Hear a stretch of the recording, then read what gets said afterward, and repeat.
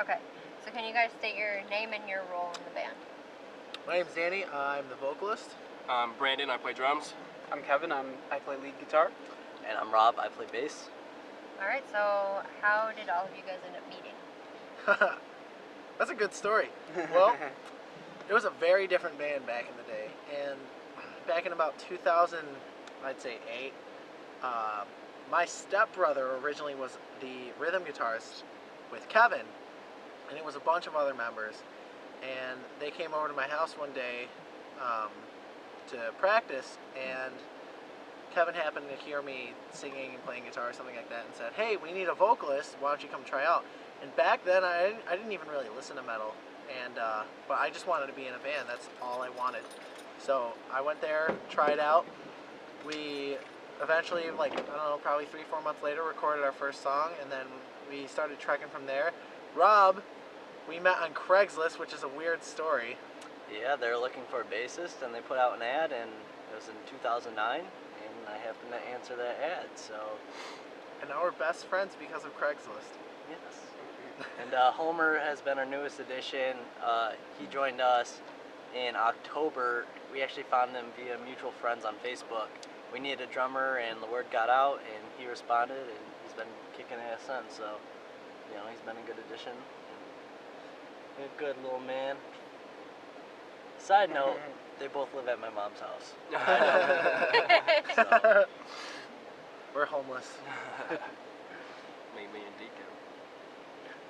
So from what I've read, you guys are self-produced and recorded. Yes, we do everything in our own studio from start to finish. We originally, back when I joined the band, like our first like legitimate recording was about $300, which isn't a whole lot of money. I mean, for like 17-year-olds, it is substantial. But my brother had gotten me a job somewhere, and I was making a decent amount of money for my age, so we were able to pay for it. But as time went on, it started to get more and more expensive. We started going places where it was $1,000 a song, and we'd get to the song at the end, and it wouldn't sound good.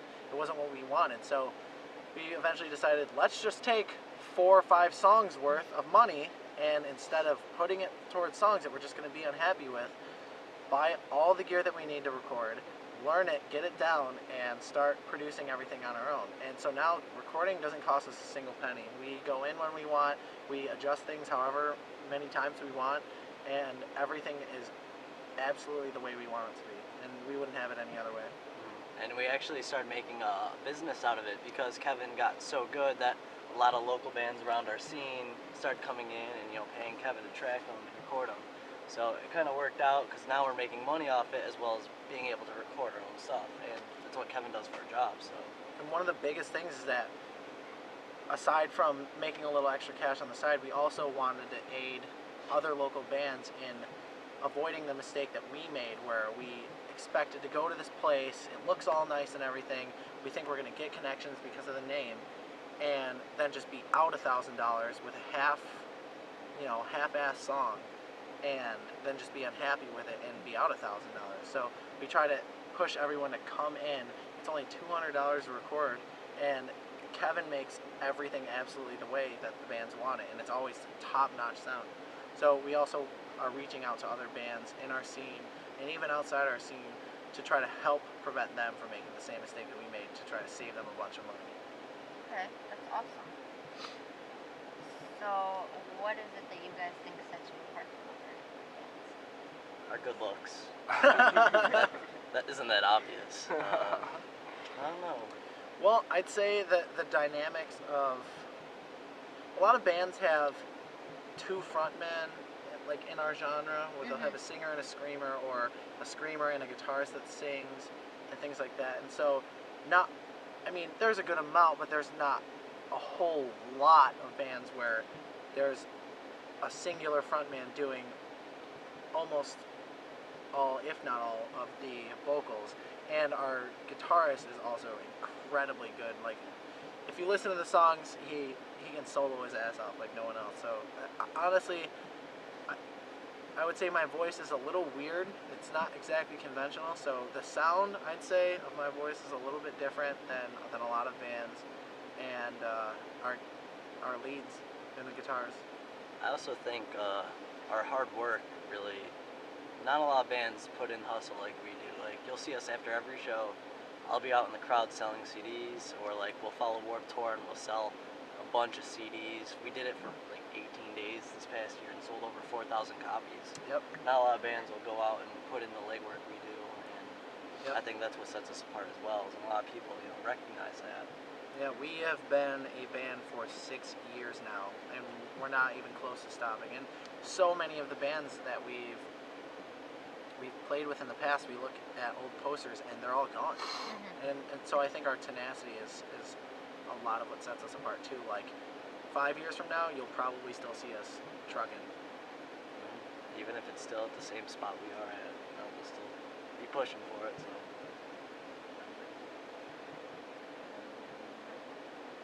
So, the most recent album that I could find was The Flame. Yep.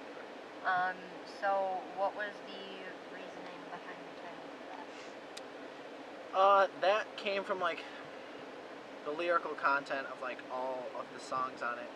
I wanted to think of like a simple title that kind of encompassed like everything that we were about, and one of the biggest things that we stand for is to do what you love no matter what anyone else says. And that sounds cliche, but I think when you listen to the music, you can really tell that we mean it 100%. Like, there are so many times that either we've been doubted or been told to do something else, or have gotten kind of,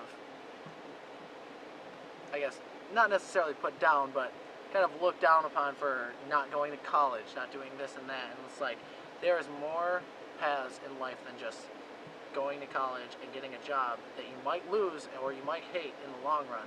And so we push for people to do what they want to do. And so The Flame is like an embodiment of that passion. I've never actually heard anything like that. Yeah, we're dead serious about that. You know, a lot of things on the new album that we're gonna do will still have that type of feel. We'll probably elaborate a little bit more on it, and also bring about a side of it where you can be strong and you can stick to things like that, but it's also okay to be vulnerable and like let your emotions show or let your feelings take over sometimes. Because I will admit that in a lot of the lyrical content in the last albums, there wasn't a whole lot of like vulnerability, and a lot of people can connect to that. So I'm gonna try to push for that a little bit more. Just basically get a message out saying, be strong, do what you want, go the road that you want to go on, but also don't be afraid to, let your emotions and let your emotions show.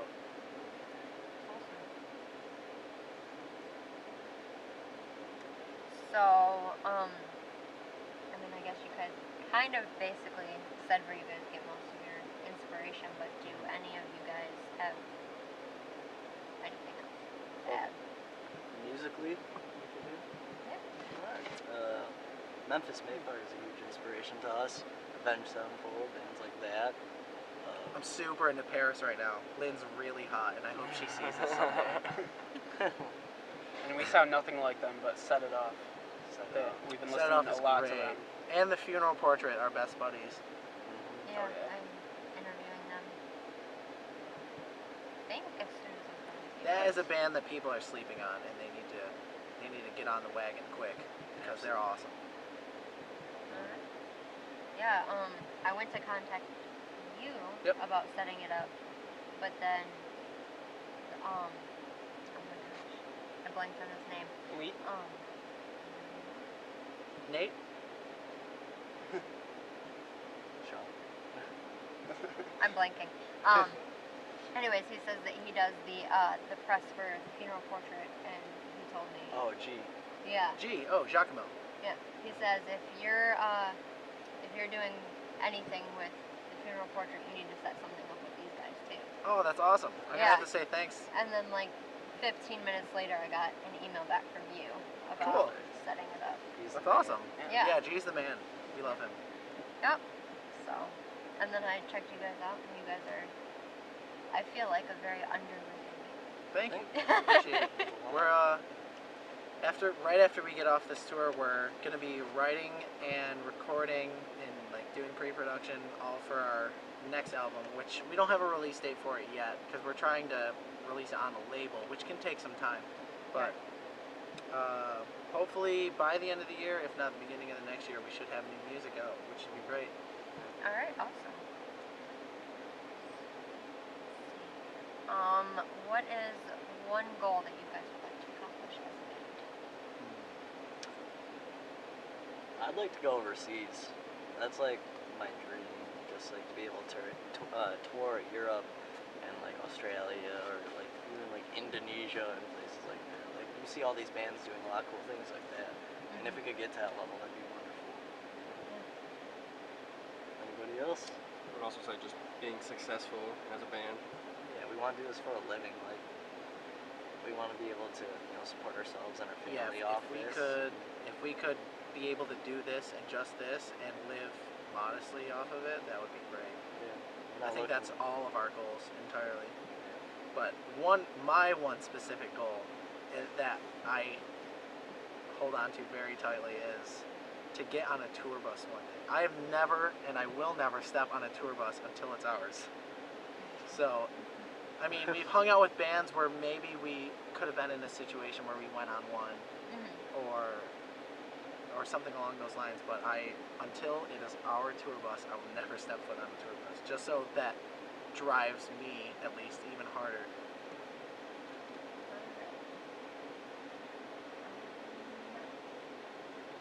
Let's see. You guys released a video as well as, the song behind Come to Life. So Yeah. I guess what is the inspiration not only for that song but for the video as well? I've been preparing for this question for a long time because we had a written interview kind of, and I kept writing it out. I was like, wow, I kind of sound like a douchebag, and I need to figure out how to not sound like a douchebag. Basically, it came about because we've been doing this for a pretty good amount of time, and it seems that we've been, and maybe those people weren't in the wrong, but we've been ignored for so long, it feels like. And maybe they're right, maybe we need to grow a little bit more, but I wrote the song off basically that feeling where we felt like we weren't being looked at, we were being ignored, that kind of thing, and so it was kind of a message to say, whether or not these people want to hop on the ship with us and ride this out, we're going to make it to where we want to get, and at some point or another, those people who turned us away, or those people who didn't want anything to do with us, are going to come knocking at our front door, and we're going to treat them with the same respect. That still kind of sounds douchey, but we have a lot of pride in what we do, and I mean, it's not that we're bitter about it by any means.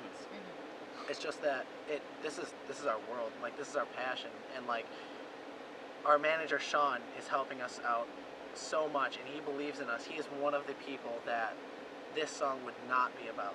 He would be one of the ones that would stick with us, that we would stick with, because he's stuck with us and believes in us, even though we haven't done anything or gone anywhere yet.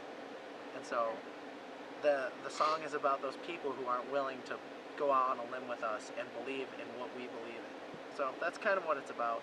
It's also like a message to anyone else as well who feels like what they're doing is something special and that they should stick to it too. So individually, going whichever way, what is your guys' favorite song that you guys have done so far? Favorite? What was that? I was letting you go first. My favorite song we have done so far is probably On My Own. That song is super catchy, and I like the fact that we got Spencer from Wise Night Kills, which is one of our favorite bands, to sing on it. So that's my favorite song. Mine would probably be Salvation. That one's a very big orchestrated song with lots of like strings and horns and stuff, and it's really big. And it kind of has a lot of Avenged influence, but it still sounds like us, essentially. I haven't been around for too long, but I enjoy playing This Affliction. It's a different type styles of music that are incorporated in the song, and enjoy that. And very good song to me. Okay. Yeah, I'd have to say like the most fun song would probably be This Affliction, because I think we went into it with like the idea to just do something just crazy, and so we came up with this bridge that starts out like the whole song is kind of like, you know, metal, and it gets into this bridge that's like very Latin, and like goes into this Latin groove, and then immediately after that goes into a dubstep breakdown. It was just the weirdest thing we've ever done, but it turned out pretty cool. So I'd probably have to say that This Affliction is probably my favorite too. Is there anything else that you want anybody to know about? Catch us on Warped. We'll be following Warped, selling CDs. Yeah, we'll be following all summer long in the lines, selling CDs from 6:30 a.m. in the morning until whenever the lines are completely inside. And also just keep an eye out later on the year for the new album. Alright. Awesome. Thank you. Thank you. Thanks for having us.